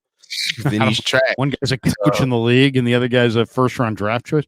Mongreen or Miguel Navarro says I wouldn't pay him. I would trade him. Mongreen Eggcorn says leverage McLeverage, who's DJ Jones. He says Krueger, you're effing lazy. Thank you. Thank you, Mongreen. Clarsard 49 says Carolina too, Larry. Carolina's interested in what would you want from Carolina? I mean, I'll take Xavier Legette. There you go. I'd take Xavier. I'd take Xavier. Or do you want Jonathan Mingo? Do you like Jonathan Mingo? No, I want Xavier. They want to move Terrace Marshall, but I would want Xavier Legette. Or maybe I would want J.C. Horn. What do you think of J.C. Horn? There's no way. Larry, you always get me in these ridiculous conversations. Well, I mean, you're talking about Brandon Aiyuk. So, I mean, it's not like Brandon Ayuk's a star player. So, I mean, it's like, it's not bad. It's not bad to say, hey, man, in an ideal world, I want that Ekwonu, what's his name? Iki Ekwonu or whatever, the left tackle. That guy's just a monster. They drafted that kid in the first round in 2022. He's 6'20", and he's just got ridiculously great feet. Ikem Ekwonu from NC State. Probably a pretty popular decision to draft a kid since he's right there from NC State. But Carolina. That would be interesting in Carolina. Digital Drew says, what are we missing about the Niners with all this IU talk in the way? I think what we're missing, that's a good question. Let's talk about that for a second. What is the topic that we're not talking about that if Aiyuk were signed would be front and center? And to me, and I don't know where you are on this one, Coach, but to me, it's not a sexy topic, but it is. It better be an important topic. Well, I just think that if Aiyuk were signed and we didn't have this entire dialogue going on, the number one conversation in my mind would be you don't have Greenlaw, Armstead, or Hufanga in your run D. Your run D, I think the defense is gone. Yeah. The run D is like, can you stop the run? I don't know. I don't know. The real topic outside of all of this Brandon Aiyuk nonsense is can we stop the run and can we run the ball? That is the number one thing. No Greenlaw, having Devondre Campbell, is D Winters going to step up or Jalen Graham? What are we going to do there? And what are we going to do with having Eric Armstead gone? Is Javon Hargraves going to finally step up? Is Yatur Gross-Matos and Leonard Floyd enough on the opposite side with us getting rid of Randy Gregory and Jog Young? And is Jordan Elliott and Malik Collins enough? That's the deal. And is Drake Jackson going to finally step up, or is Robert Beal going to turn into something? The real conversation about our team is that defensive line, that linebacker spot that Dre Greenlaw's in, and that safety spot. That's the real conversation. Yep. I think the D line, if I had to say, okay, so the run D clearly was a problem this last year. But we don't know what Collins is going to give. We don't know what Campbell's going to look like. We don't know what Winters and Graham are going to look like in year 2 against the run. And we don't know if Hufanga is going to be healthy week 1 or not. I don't know what he's going to be. He's hoping to be there week 1, and he's a key guy against the run. But to me, I think you kind of hit on it. The run D is an issue. Can they run the ball? Always is going to be kind of a question. The new special teams rule is a big question for everybody. But to me, the biggest question is this defensive line period, just because Leonard Floyd is on the wrong side of 30. Yep. Bosa, I think is going to have a great year, but then immediately, when you get to, so you're probably going to keep 5 defensive ends, Nick Bosa, Leonard Floyd, Yatir Gross-Matos, but Yatir Gross-Matos has been one of these, has had a career where, man, you look like a ton, but it hasn't really happened for him. He came on a little bit last year. Keep talking. I got to take this call. Go ahead. Keep talking. Yeah. So Gross-Matos to me is a major question mark. And yet you look at him and you're like, wow, 6'5", about 270. He's about 25, 26 years of age. He's really, really athletic. He's noticeable athletic. When you watch him on the football field, you're like, wow, look at this kid. This kid's really long. He's really athletic. So I think he's your first down defensive end opposite Bosa. And I think Leonard Floyd is your situational guy. But then who's defensive end 4 and 5? And on paper, it's Drake Jackson and Robert Beal. And then you've got Austin Bryant there as well, Alex Barrett, a couple other guys in the mix. But to me, it's Drake Jackson and Robert Beal. But Robert Beal barely played at Georgia, was hurt most of camp, got on the field a little bit late in the year. Drake Jackson has had a very dubious start so far. He had 3 sacks in week 1 against Pittsburgh at Heinz Field. And then by week 6, he was on season-ending IR with a knee problem. And he's got to get healthy. I mean, I was talking to Kasarik about him a month ago, and he's like, yeah, he's got to get healthy. In other words, he's not even working out and doing stuff with us yet because he's over on the side just trying to get his knee right. So Drake Jackson, very much a question mark. Robert Beal, very much a question. Amazing question, Drew. This is a great question. I said, I'm going to pose this question on the call-in show after this show. That's a great question. It is, because it's getting to the crux of the matter. Yeah, enough. What's the real news? What's the real news?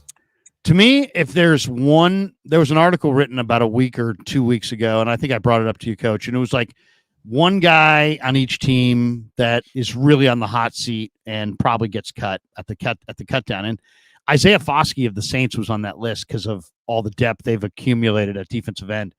And there were a couple other guys. Darrell Taylor from Seattle was on the list. John Kaminsky, Joseph Osai from Cincinnati. These were all defensive ends that they're projecting to be potentially cut. Well, all those guys could be better than Robert Beal or Drake Jackson, potentially. I mean, but who knows? Beal and Jackson have great talent too, but potentially Isaiah Foskey and Darrell Taylor and these guys are better. So, I mean, I hate to say this, but I'll make the prediction right here on the 20th of July. This is going to be the second year in a row that the 49ers are going to be bringing in defensive ends in the middle of camp off the street. And that's not a good position to be in. When you're looking for Taco Charlton and you're looking for anybody who's, who's just still looking for a gig in the middle of July or in, maybe even early August. That's not, that doesn't bode well. And maybe there's a trade out there. Maybe they can trade a day 3 pick and make their, Lake and Tomlinson type addition. There are some players that haven't made it. One of the interesting trades that was thrown out is, I didn't realize this, but I guess according to Lombardi, the Falcons are really hot to trot for Aiyuk. And they have Zach Harrison, the Ohio State rookie. They also have Rondale Moore. They've got Mike Hughes, a corner. I could Zach see Harrison. Zach Harrison would be really nice. I'd take Zach Harrison in a first-round pick from Atlanta. I mean, Zach Harrison was a 5-star recruit coming out of high school when he went to Ohio State, and he's just a monster. I mean, he's just an absolute monster, and he had 3 or 4 sacks last year as a rookie. I'd love to see what a guy like that could do in the 49ers system. So, another team in Atlanta that could be out there. We got this one from Tommy, who says Burford and Brendel are dog blank butt. What's that? Burford and Brendel are dog ass, but I don't know. What is that? Is that a pumpkin? No, I was gonna say Kyle Pitts too. There's no way they would let go of Kyle Pitts. Kyle Pitts over in Atlanta. Oh yeah. Well, who knows? I mean, he's underachieved. That's for sure. Compared to what a lot of people thought he was going to be coming out of college. He's had some knee problems. They're saying that they may play him at receiver and tight end this year. But yeah, there's no question that, Atlanta's another team that might have some interest in Aiyuk. What do you think outside of the run D and the D line? You think the safety position, how concerned are you about free safety? Not that much. I really like Malik Mustafa. I really do. I like his tape. I think he's going to translate very well to what we do. We don't have a free safety and a strong safety in this defense. They interchange, and both of them have to be able to carry out the same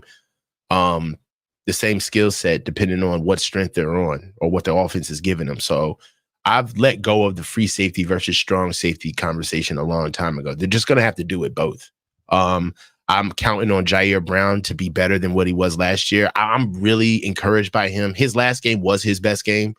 Jair Brown, we lost that game, but if we would have won the Super Bowl, I think that Juwan Jennings might have been MVP, and everybody would have been thrilled with Jair Brown's performance. He had an amazing game. I think he's going to step up a lot more this year. I'm not necessarily as concerned as safety. And then we have something in Huff where if, you need to.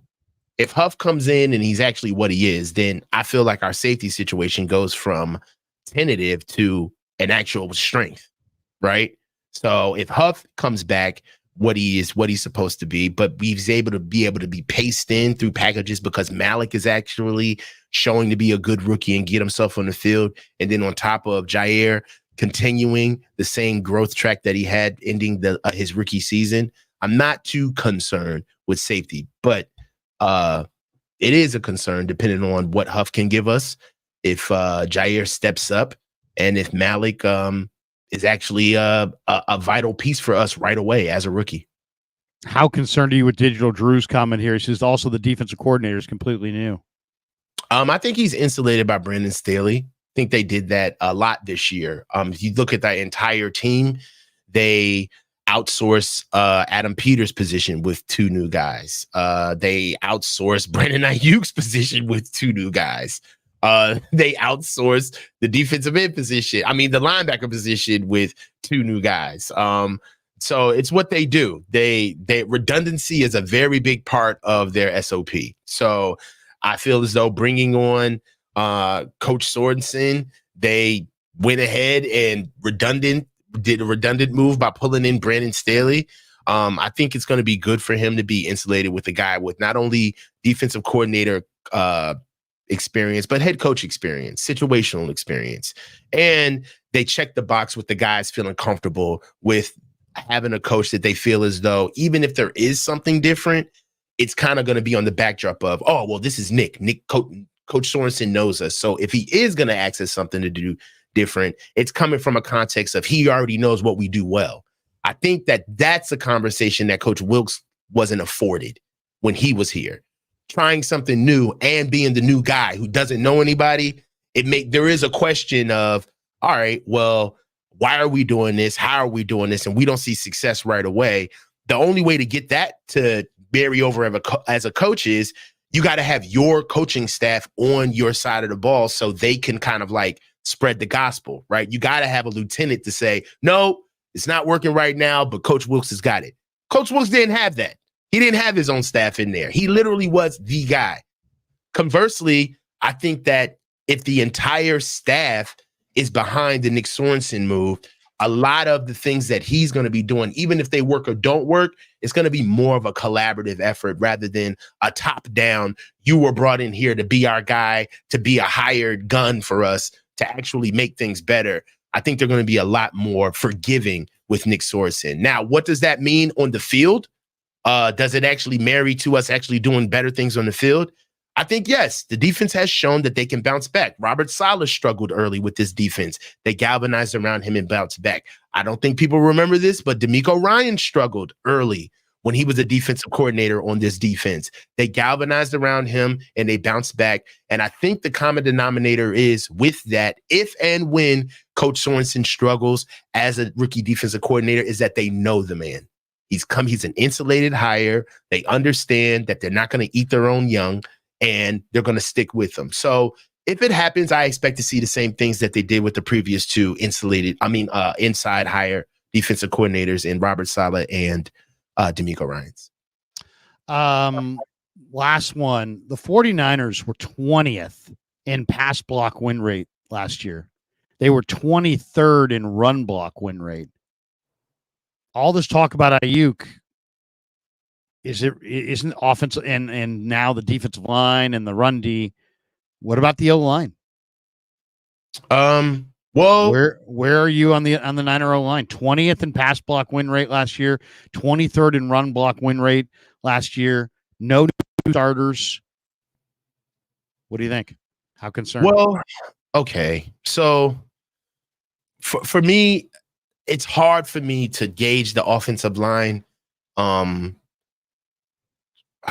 Traditionally, if you will, I'm trying to figure out the best way to say it, but they don't value the position. So you're already like, oh, this is perfect. We're already grading them on a curve. We just talked about curves. So we're already grading the offensive line on the curve because they don't value the position intrinsically, traditionally, where they have a certain skill set of athlete where even bringing in an offensive lineman by the Niners nowadays, you almost have to look at the fact that we just, we get used cars that go from A to B.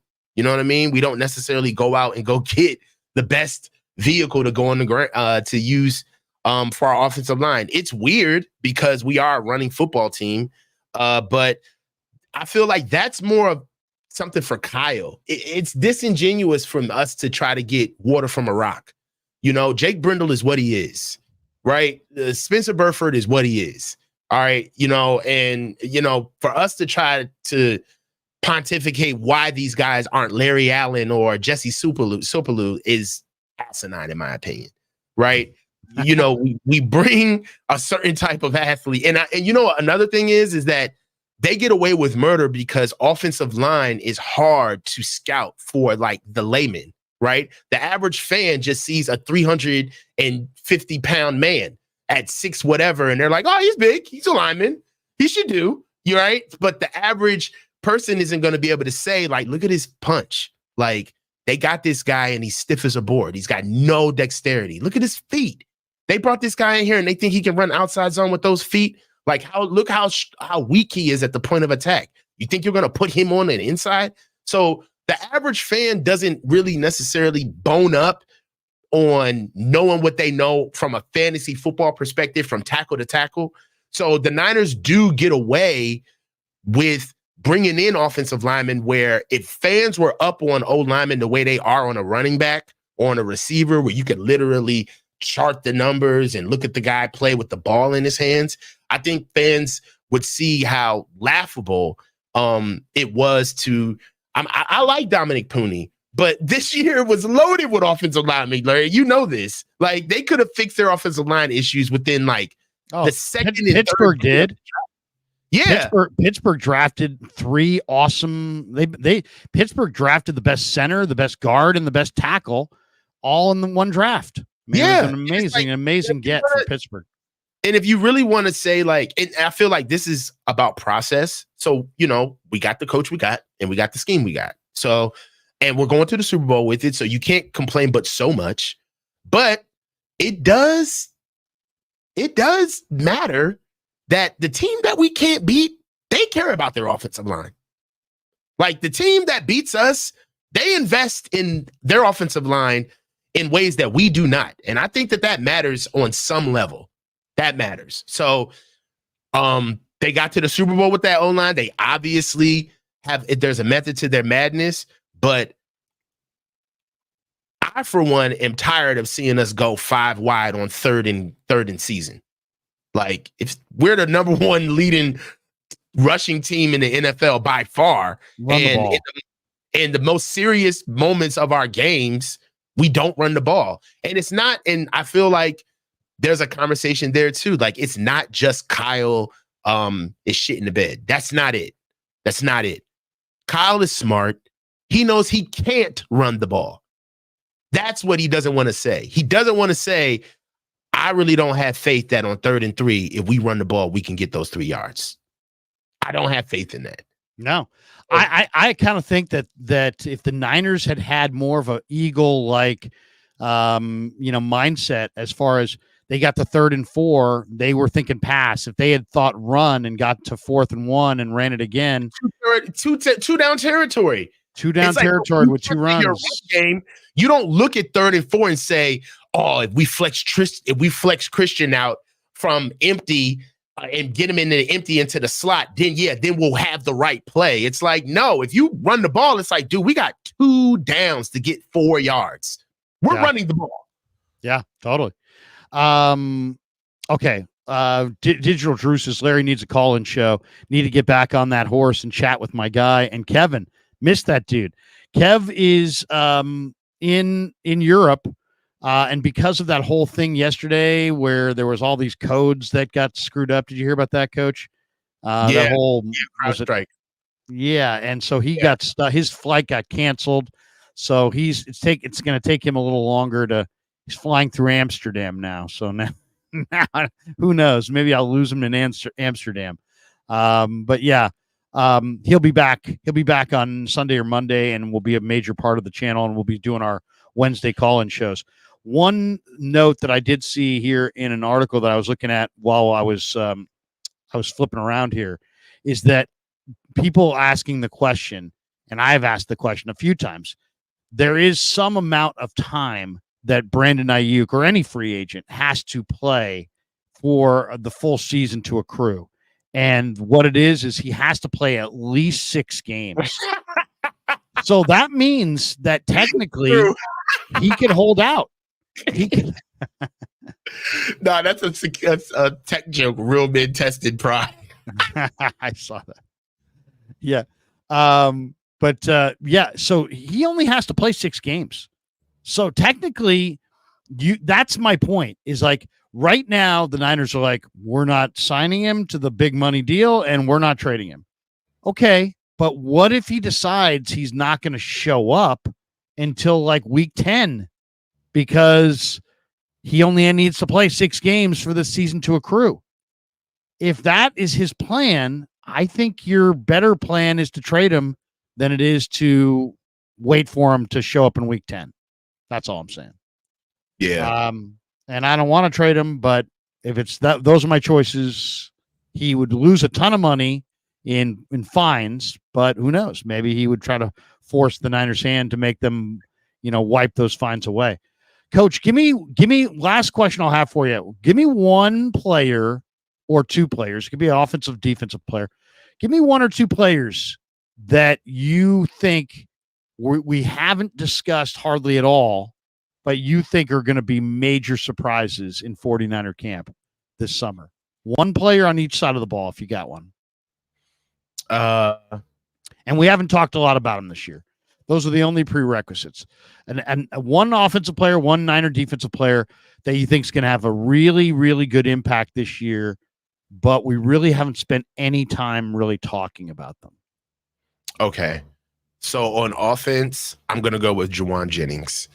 Okay. Same way I feel about the same commentary that I had about Jair Brown with his last game being his best game. Juwan Jennings had a hell of a Super Bowl game, man. If we're talking about guys who deserve to get their money, signing that tender is probably one of the smartest things that we did, man. Juwan Jennings is, I feel like with him getting paid, him having the confidence of the organization is just going to really unleash his game. And I think it will be smart for Kyle to start broadening his skill set. I'm really excited for Juwan Jennings coming in this year. He just looks happy. Heard in OTAs that he looks really good, in shape. And I'm excited for Juwan Jennings. I think he's going to kind of a guy where we don't hear from him until he's doing great, right? But somebody that I think is going to do good this year. So Juwan Jennings is somebody who I'm excited to be able to see in camp this year. And on defense, Robert Bill Jr. I know that Robert Bill Jr., I feel bad for Robert Bill Jr. because in a sense, because he didn't necessarily turn on right away, that doesn't mean that he didn't give good reps. I've seen some times where Robert Bill Jr. got on the field and actually looked the part. Okay. So him being able to have some reps under his belt and an offseason under his belt, I am giving him grace because in a sense, I feel like because we have not necessarily had anybody hit that we've drafted to help Nick Bosa opposite on the other side on the edge, I feel like he gets a little bit of Drake Jackson hate. So because Drake Jackson is taking so long to maturate into something that we want, it's kind of like he gets thrown in. It's like, yeah, and what are our DNs doing? And Drake Jackson and Robert Bill Jr. And it's like, dude, Robert just got here. He literally just got here. So I'm hopeful for him. Yeah, I'm giving him grace. If he doesn't show him anything, I'm going to dunk on his ass. But for now, Robert Bill Jr., like I want to see what he can do. He's a 5-star recruit. He's got all of the tools in the toolbox. He's just got to put it together. And if Coach Krueger can't get it out of him, then I don't know who can. So Robert Bill Jr. He's a great dude. I talked to him after the playoff game and he played well. And he had the same cleats that Bosa has, the old school Jordans. Yeah, those are which are awesome looking. They look great. Normally basketball shoes look silly on a football field, but those Jordans, those original Jordans, look so cool. Anyway, I asked him. I said, "Hey, man, you got some Jordans? Those things are looking pretty tight." And he's like, "Yeah, man, my girl bought them for me for Christmas, and I love them. I feel fast in them. I love looking at them." But he's a really good guy, and I, talking to Kasarik, he was really impressed at how hard that kid worked. This is a big camp for Beal, no doubt. Yeah. I'm gonna go with Braden Willis on offense, because Braden Willis, it's like you think of Braden Willis as small. Kittle is 6'4", 250. Braden Willis is 6'3", 240. I mean, he's got good size. It's not like he's 5'8". And Braden Willis in the mini camps was making plays, catching balls down the field. I mean, making the kinds of plays, Coach, that if he's making those plays in games, this is going to be a player that we're going to be talking a lot about because he was making big catches down the field in the minicamp, and he made it look kind of effortless.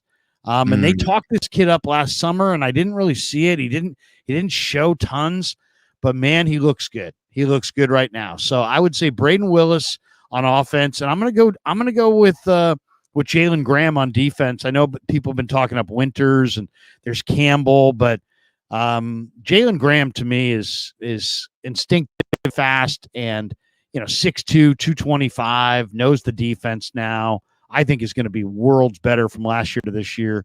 I just think that he's going to make a ton of tackles. Braden Willis is going to make plays. I think those two guys are really going to they're going to stand up well this summer and show out in the preseason. Coach, what do you got cooking the rest of the day? Have you taken Hannibal for the run yet today? What's on the docket with Hannibal? Late this morning, so I didn't get Han out. So me and Han are gonna go run for an hour. I got a call-in show about 1 hour and 30. So it's already posted on the channel at Bang Bang. So go over to at bang-bang_49. We're gonna get a call-in show going, and Nice. The music will be under control for those who know. If you know, you know. Good stuff. Thanks to all of you guys. Thanks to Coach. Thanks to our sponsors. Have a great Saturday, everybody. Thanks for supporting the Krug Show. We are 1 week away from training camp. When we convene next week, bro, we're going to meet in a week, bro. We are going to actually be talking about real football, real practice, real hitting, real tackling, real blocking. For Coach, I'm Larry. Have a great Saturday. Peace. Try to stay cool. Yeah, never met a man I've been scared of. Careful, you gon' get